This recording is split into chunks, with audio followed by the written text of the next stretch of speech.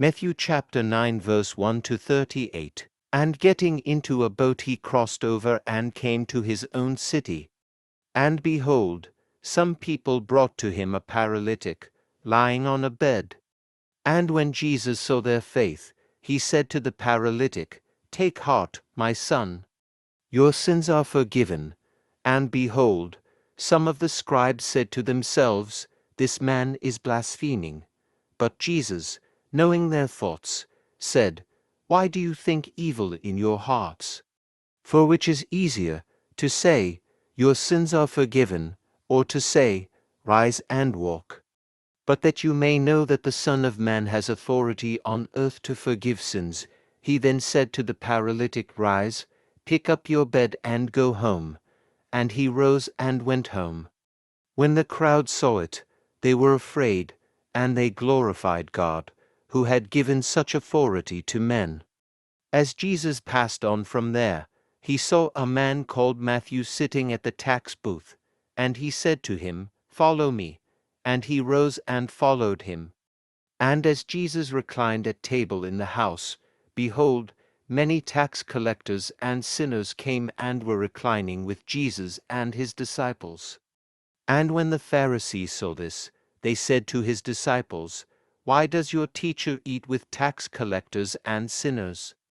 But when he heard it, he said, Those who are well have no need of a physician, but those who are sick. Go and learn what this means. I desire mercy, and not sacrifice, for I came not to call the righteous, but sinners. Then the disciples of John came to him, saying, Why do we and the Pharisees fast, but your disciples do not fast?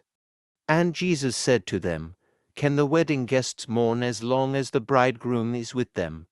The days will come when the bridegroom is taken away from them, and then they will fast.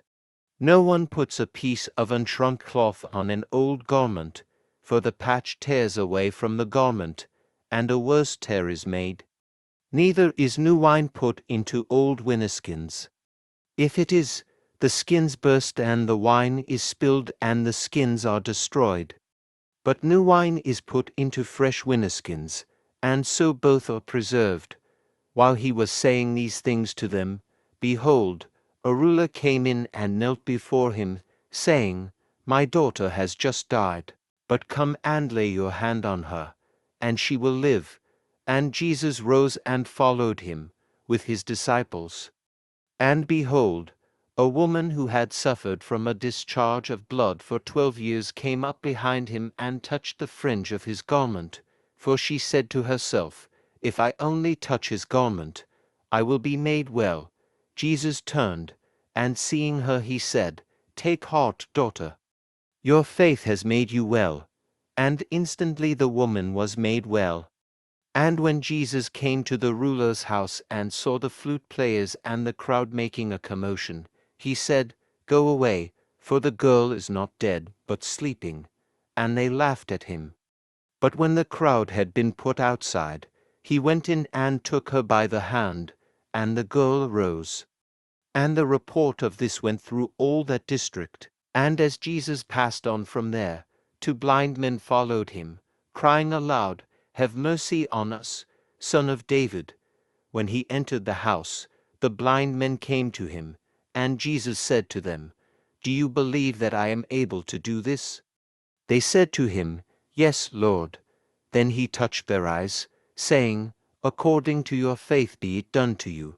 And their eyes were opened. And Jesus sternly warned them, See that no one knows about it. But they went away and spread his fame through all that district. As they were going away, behold, a demon-oppressed man who was mute was brought to him. And when the demon had been cast out, the mute man spoke. And the crowds marveled, saying, Never was anything like this seen in Israel. But the Pharisees said, He cast out demons by the prince of demons. And Jesus went throughout all the cities and villages, teaching in their synagogues and proclaiming the gospel of the kingdom and healing every disease and every affliction. When he saw the crowds, he had compassion for them, because they were harassed and helpless, like sheep without a shepherd. Then he said to his disciples, The harvest is plentiful, but the laborers are few. Therefore pray earnestly to the Lord of the harvest to send out laborers into his harvest.